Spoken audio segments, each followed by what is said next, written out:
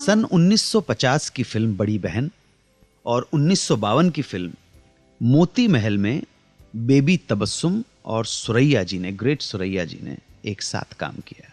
इसमें बेबी तबस्सुम ने सुरैया की छोटी बहन का रोल किया था और दोनों ये रोल करते करते हकीकत में एक दूसरे से बहनों जैसा प्यार करने लगे।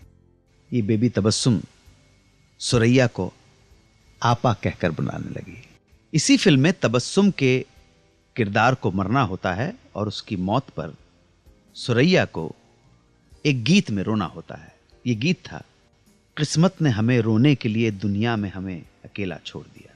इस इमोशनल सीन के लिए जब सुरैया जी को ग्लिसरीन दी गई तो सुरैया जी ने आंखों में ग्लिसरीन डालने से मना कर दिया और बेबी तबस्सुम से कहा, बस तुम इस गाने में शॉट के वक्त मेरे सामने रहना, तुम मेरी बहन की तरह हो, तुम्हें देखकर सच में मुझे लगेगा कि मेरी बहन मेरे सामने है और मुझे अपने आप रोना आ जाएगा, ग्लिसरीन की जरूरत नहीं है।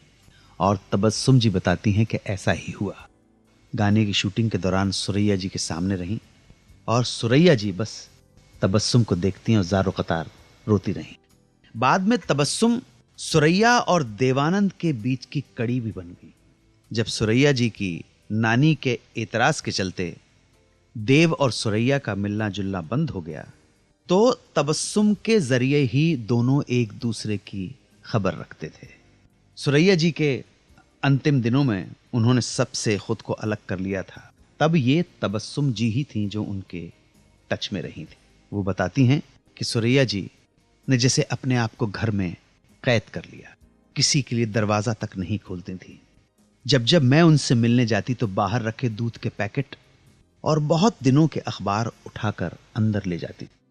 फोन पर अपनी आपा यानी सुरैया जी से हुई आखिरी बातचीत को याद करते हुए तबस्सुम कहती हैं कि जब उन्होंने पूछा सुरैया जी से, आपा आप कैसी हैं, तो सुरैया जी का जवाब था, कैसी गुजर रही है, सभी पूछते हैं मुझसे, कैसे गुजरती हूं कोई नहीं पूछता।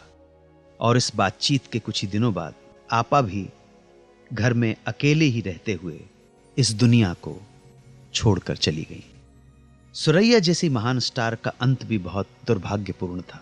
कभी कोई सोच सकता था कि एक जमाने में सारी दुनिया की चहेती, सारी दुनिया से घिरी रहने वाली सुरैया का आखिरी वक्त तन्हा बीतेगा, उनके पास कोई नहीं होगा, न कोई अपना न पराया। सुनते रहिए रेडियो का नंबर 1 शो सुहाना सफर विद अनु कपूर, सिर्फ 92.7 बिग FM पर।